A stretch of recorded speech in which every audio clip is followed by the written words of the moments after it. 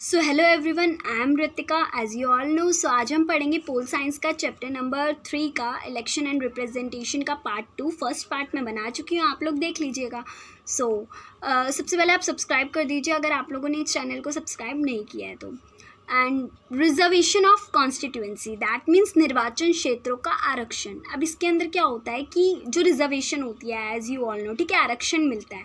अब इसके अंदर क्या होता है, जो SC ST कैटेगरी है एंड देन जो एजुकेशनली बैकवर्ड क्लासेस हैं, ठीक है, तो इनके अंदर क्या होता है, इन लोगों को कुछ रिजर्वेशन मिलती है। ठीक है, किसमें, हमारे जो लोकसभा राज्यसभा होती है इनके अंदर सीट्स की, और जो हमारी वुमेन होती है उनको भी 33% सीट्स की रिजर्वेशन मिलती है।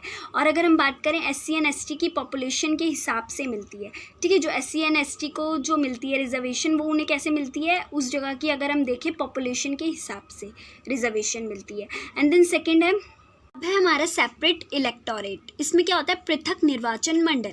इसमें क्या होता है, अब ये जो है इसे हटा दिया गया है। क्यों? क्योंकि इसके अंदर क्या होता था कि लोग अपनी कम्युनिटी के लोगों को चुनते थे। दैट मीन्स कि अगर कोई SC है तो वह SC लोगों को चुनते थे। ठीक है, अगर कोई मोमडन है तो वो, मतलब अगर कोई मुस्लिम है तो वो लोग मुस्लिम लोगों को चुनते थे। कोई हिंदू है तो वो अपने हिंदू लोगों को, मतलब इट मीन्स कि अपने कम्युनिटी के हिसाब से वो लोगों को चुनते थे। लेकिन अब इसे हटा दिया गया है क्योंकि हमारे यहाँ पे तो डेमोक्रेसी है और इसके अंदर जो है सारे मिलकर रहते हैं।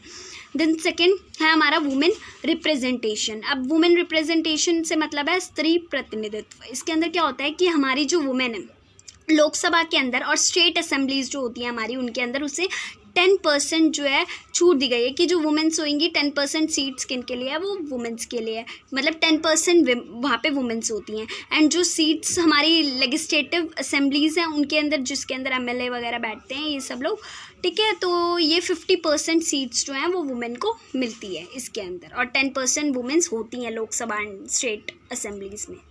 लेजिस्लेटिव असेंबलीज होती हैं जो हमारी, ये विधानसभा, विधान परिषद वगैरह ये सब। ठीक है, अब है हमारा most important, that is universal adult franchise, सार्वभौमिक वयस्क मताधिकार। अब इसके अंदर क्या होता है कि अगर कोई भी 18 एज का हो चुका है, ठीक है, अगर कोई 18 साल का हो चुका है तो उसके बाद उसे वोट देने का राइट मिल जाता है। ठीक है, संविधान से ही। अब इसके अंदर क्या है कि कौन वोट नहीं दे सकता। अब हमें ये बताना है कि कौन वोट नहीं दे सकता, who can not give vote. First one, less than age limit decided by the government. ठीक है, जो हमारी सरकार ने जो भी एज लिमिट डिसाइड की है कि इस एज के लोग ही वोट दे सकते हैं, अगर उससे कम है तो वोट नहीं दे सकते।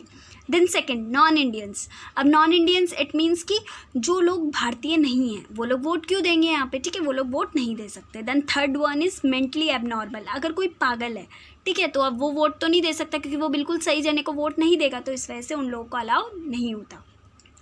अब कौन वोट दे सकता है और चुनाव लड़ सकता है, दैट मीन्स सबसे मेन है इसके अंदर कि कौन चुनाव लड़ सकता है। जेल में ना गया हो वो इंसान, ठीक है, जो भी वोट मतलब चुनाव लड़ सकता है, ठीक है, वो क्या है, एक तो वो जेल में ना गया हो 1-2 साल के लिए जो भी है, एंड देन इंडियन सिटीज़न हो वो, that is most important, and then 25 साल का वो हो चुका हो, तभी वो जो है चुनाव लड़ सकता है। Next is election commission of India. ठीक है, जो हमारा चुनाव आयोग है, इसके अंदर क्या है, सबसे पहले जब हमारा चुनाव आयोग बना था वो कब बना था, 1951 में। एंड इसका जो फर्स्ट इलेक्शन कमिश्नर थे वो कौन थे, वो थे हमारे सुकुमार सेन। ठीक है, वो कौन बने थे, फर्स्ट इलेक्शन कमिश्नर, जिन्होंने फर्स्ट हमारा जो चुनाव था वो कंडक्ट कराया था। वो कब हुआ था, ये हमारा जो इलेक्शन कमीशन है, वो हमारा जो चुनाव आयोग है, वो कब फॉर्म हुआ था, 25 जनवरी 1950 को। ठीक है, 25 जनवरी 1950 में वो फॉर्म हुआ था, बना था। एंड देन हम बोले election commissioner is appointed by the president on the advice of council of minister. अब जो हमारा इलेक्शन कमिश्नर होते हैं, जो जैसे कि हमारे सुकुमार सेन थे, ठीक है, ये इन्हें कौन नियुक्त करता है, इन्हें कौन अपॉइंट करता है, वो कौन करता है, हमारे प्रेसिडेंट। दैट मीन्स कि जो हमारे राष्ट्रपति हैं, और वो किन की एडवाइस पे करते हैं, वो खुद ही नहीं करते हैं, पहले एडवाइस लेते हैं जो भी हमारे काउंसिल ऑफ मिनिस्टर होते हैं, दैट मीन्स जितने भी हमारे मंत्री परिषद के लोग होते हैं, ठीक है, जितने भी हमारे मंत्री होते हैं, उन सबसे पहले वो लोग सलाह मशवरा करते हैं कि हमें किन्हें लेना चाहिए, एंड देन उसके बाद वो अपॉइंट करते हैं। और जो ये अपॉइंटमेंट होती है ये 6 ईयर्स की होती है, 6 साल तक वो अपना काम करते हैं। जो भी हमारे इलेक्शन कमिश्नर होते हैं, इनका कितने साल तक होते हैं, ये लोग 6 साल तक होते हैं।